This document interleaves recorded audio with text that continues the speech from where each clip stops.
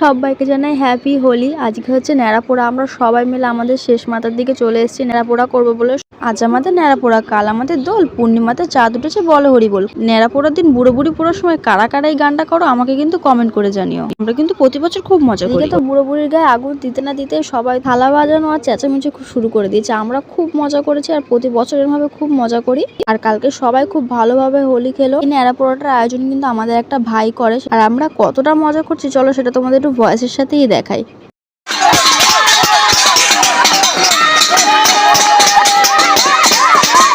এই ভাইটাই ন্যাড়াপোড়ার আয়োজন করে আর প্রতি বছর এই দিনে আমাকে সবার প্রথমে আবির মাখায়ও না। আবির মাখিয়ে ভূত তো করে দেয়, কিন্তু আবিরের সাথে রঙও মিশিয়ে দেয়।